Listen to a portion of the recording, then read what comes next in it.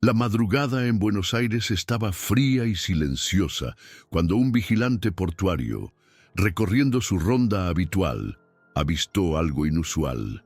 El faro de un automóvil solitario parpadeaba débilmente al borde del muelle, su luz reflejándose en el agua turbia del Río de la Plata. Al acercarse, el hombre sintió un escalofrío recorrer su espalda. El vehículo, un sedán negro de modelo sofisticado, tenía la puerta del conductor entreabierta y en el asiento una figura inmóvil. El olor metálico a sangre impregnaba el aire antes de que él encendiera su linterna. El cuerpo del juez Álvaro Varela estaba inclinado hacia un lado, el rostro pálido y sin vida, los ojos aún abiertos en un último vestigio de asombro. Dos orificios ensangrentados marcaban su destino final. Un disparo certero en la cabeza, otro perforando el tejido oscuro de su traje en la región abdominal. No había señales de lucha, ni del arma que el juez siempre portaba. Solo el silencio pesado y el sonido de las olas rompiendo contra el muelle. La noticia se difundió como fuego en papel seco. En pocas horas, periodistas llenaban los alrededores del muelle, sus cámaras capturando cada movimiento de los investigadores, mientras titulares sobre el crimen impactante inundaban los telediarios matutinos. El juez Álvaro Varela no era un hombre cualquiera. Figura prominente en el Poder Judicial argentino, era conocido por su rigidez implacable contra los crímenes sexuales y por su postura inflexible ante la corrupción. Su trabajo lo había transformado tanto en un símbolo de justicia como en un blanco para enemigos poderosos. Amigos lo describían como un hombre íntegro, pero reservado, alguien que cargaba el peso de sus decisiones sobre los hombros. Pero ahora, sus convicciones estaban manchadas de rojo, su cuerpo abandonado en la oscuridad húmeda del muelle. La pregunta que flotaba en el aire era inevitable. ¿Quién tendría motivos para silenciar a un hombre como él? Los investigadores trabajaron rápidamente. La pericia reveló que el juez había sido asesinado con una pistola 9 mm, la misma calibración del arma que él poseía, pero que no fue encontrada en el lugar. Las balas perforaron su cuerpo en ángulos que sugerían un ataque directo, sin señales de lucha o resistencia. El asesinato no parecía un robo que salió mal. La cartera del juez estaba intacta en la consola del coche, junto con su celular, que aún tenía llamadas recientes realizadas aquella noche. El registro indicaba que él había salido del tribunal al final de la tarde y realizado llamadas a 3 contactos diferentes. El último número marcado era desconocido, un teléfono sin registro que, al ser rastreado, solo conducía a un chip prepago sin dueño definido. Algo en esa llamada parecía haber sido decisivo. Las hipótesis comenzaron a tomar forma rápidamente. Álvaro Varela tenía muchos enemigos, y cada uno de ellos podría tener razones para desear su muerte. Acusados, condenados, que albergaban odio por la justicia implacable del juez. Figuras políticas incomodadas con su postura incorruptible. O tal vez alguien que conociera un secreto suyo, algo capaz de derribar la fachada de integridad que mostraba al público. La tensión en el departamento de policía crecía a medida que se desenterraban los detalles de la vida del juez. Su agenda revelaba un patrón curioso: encuentros discretos en horarios inusuales, reuniones fuera del tribunal con personas que no figuraban en sus procesos oficiales. Un nombre, en especial, empezó a destacar en las investigaciones: Gina Suárez. Gina Suárez era un nombre que a primera vista no parecía tener gran peso. Una mujer de poco más de 30 años, sin antecedentes penales, que trabajaba como recepcionista en una clínica médica en el centro de Buenos Aires. Pero lo que la vinculaba al juez Varela no era su pasado, sino su marido. Ramiro Suárez estaba encarcelado por agresión y abuso contra Gina, cumpliendo una condena que, hasta entonces, parecía definitiva. El propio juez Varela había negado su libertad condicional meses antes, una decisión que debería haber puesto a Gina del lado del juez. Pero algo en la investigación no encajaba. El historial de llamadas mostraba que Gina y el juez habían conversado varias veces en las últimas semanas, y esa misma noche, antes de la muerte de él, su teléfono también registró una breve llamada al número desconocido que aparecía en el celular de la víctima. Cuando los detectives fueron a su casa, encontraron a una mujer pálida, de expresión cargada, pero sin demostrar sorpresa por la visita. Gina no intentó negar que conocía al juez, pero su versión de los hechos parecía incompleta, como si eligiera cuidadosamente cada palabra. Dijo que buscó a Varela para suplicarle que mantuviera a su marido tras las rejas, que temía su liberación.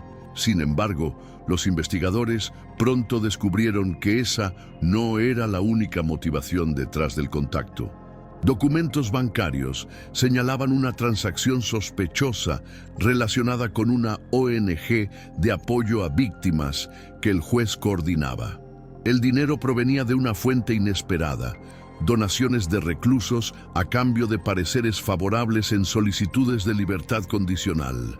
Gina, que hasta entonces parecía solo una víctima tratando de sobrevivir, estaba en el centro de algo mucho mayor de lo que se imaginaba. El descubrimiento cambió por completo el rumbo de la investigación. El juez Álvaro Varela, símbolo de integridad, estaba en realidad involucrado en un esquema peligroso. Usaba su influencia para conceder libertad condicional a criminales a cambio de donaciones para su ONG, una fachada que le permitía actuar sin levantar sospechas. Sin embargo, al parecer, Gina Suárez no formaba parte del esquema. Al contrario, ella quería asegurarse de que su marido continuara encarcelado y de alguna forma el juez le había prometido ayudarla. Pero la promesa no se concretó.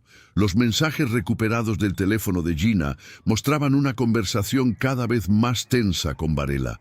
Al principio había solicitudes formales y educadas, luego exigencias desesperadas.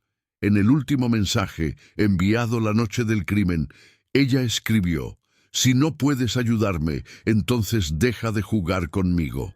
Los investigadores comenzaron a reconstruir los eventos de aquella noche.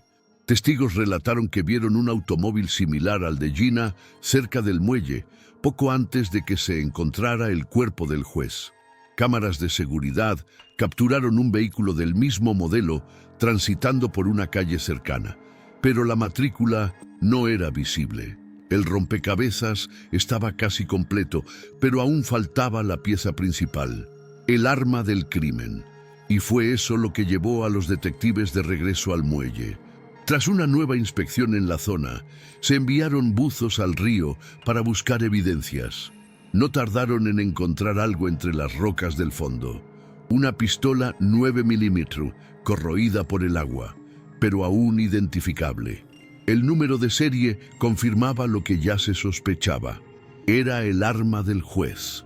El arma fue la prueba definitiva de que el crimen no había sido cometido por un asesino profesional, sino por alguien que actuó en el calor del momento. Si se tratara de un homicidio planeado por un criminal experimentado, el arma habría desaparecido de otra manera, desarmada o llevada lejos. Pero allí estaba, arrojada al río en un acto de desesperación. Cuando los peritos compararon las huellas dactilares en el cargador de la pistola con la base de datos, la confirmación llegó sin sorpresas. Gina Suárez había sostenido el arma del juez. Confrontada con las evidencias, ella se derrumbó en la sala de interrogatorio. Su voz temblaba cuando contó la verdad. Esa noche, Álvaro Varela la llamó al muelle con una promesa. Dijo que lograría mantener a Ramiro Suárez tras las rejas, pero necesitaba algo a cambio. Lo que comenzó como una petición de ayuda se transformó en una trampa. Gina no detalló lo que el juez le exigió, pero su mirada cargada de repulsión y rabia decía más que las palabras. «Él quería algo que yo no podía dar», susurró, evitando mirar a los investigadores. Al darse cuenta de que había sido engañada, que no pasaba de ser una pieza más en el juego corrupto de Varela, su ira se mezcló con el miedo. El arma del juez estaba en la consola del coche, al alcance de su mano. Un impulso, un instante de furia, y ella disparó. Primero en el abdomen, cuando él intentó reaccionar, luego en la cabeza, para asegurarse de que nunca más amenazaría a nadie. Al darse cuenta de lo que había hecho, arrojó la pistola al río y huyó, sin saber si la marea de la justicia giraría a su favor o en su contra. La confesión de Gina Suárez fue impactante, pero sacó a la luz una verdad aún más perturbadora. El juez Álvaro Varela, antes visto como un baluarte de la justicia, estaba lejos de ser el héroe que aparentaba. Su esquema de corrupción no solo liberaba criminales a cambio de favores, sino que también explotaba a personas vulnerables bajo el disfraz de altruismo. Gina no era una asesina fría, era una mujer acorralada, luchando contra un sistema que siempre estuvo en su contra. La fiscalía, reconociendo el peso de las circunstancias, le ofreció un acuerdo. A cambio de inmunidad, ella proporcionaría todas las pruebas que poseía sobre la red de corrupción del tribunal. Su confesión fue detallada y destruyó la reputación de varias figuras importantes de la justicia argentina. El caso del asesinato del juez se convirtió rápidamente en secundario ante el escándalo de sobornos y tráfico de influencias que salió a la luz. Los medios se dividieron entre aquellos que veían a Gina como una criminal y aquellos que la percibían como una víctima de un sistema podrido. Para la policía, el caso estaba cerrado. La confesión, el arma y la motivación encajaban perfectamente. Pero para Gina, la historia nunca terminaría. Aunque quedara libre de prisión, ella cargaría para siempre el peso de aquella noche en el muelle. Su nombre quedaría marcado. Su vida nunca volvería a ser normal. Mientras tanto, los tribunales colapsaron con las investigaciones sobre los jueces que aceptaron sobornos, y los secretos de Varela fueron desenterrados como huesos de un cementerio olvidado. Al final, su muerte no fue solo un asesinato, fue el detonante de un terremoto en la justicia argentina. Los desenlaces del caso se extendieron por meses. Las investigaciones sobre el esquema de corrupción llevaron al arresto de otros magistrados y abogados, todos implicados en las negociaciones ilícitas que Varela comandaba. La ONG que él utilizaba como fachada fue disuelta, y los procesos de libertad condicional otorgados por el juez fueron revisados. Al final, el hombre que por tanto tiempo fue símbolo de la justicia se convirtió en un ejemplo de hipocresía y abuso de poder. Pero, a pesar de todas las revelaciones, el asesinato aún llevaba consigo un peso moral complejo. Gina Suárez, aunque libre de condena, jamás sería verdaderamente inocente. Su vida fue consumida por el crimen que cometió, y el rastro de sangre que dejó atrás nunca podría ser borrado. El muelle donde ocurrió todo volvió a ser solo un rincón olvidado de Buenos Aires, pero para aquellos que siguieron el caso, la imagen del coche negro con el juez muerto en su interior nunca desapareció.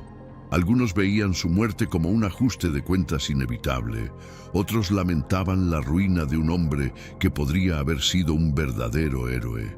Gina siguió un destino incierto, dejando atrás las cadenas que la ataron por tanto tiempo, pero llevando consigo el peso de haber disparado. Al final, la justicia se hizo, pero no por manos de la ley. Y esa era la verdad más incómoda de todas.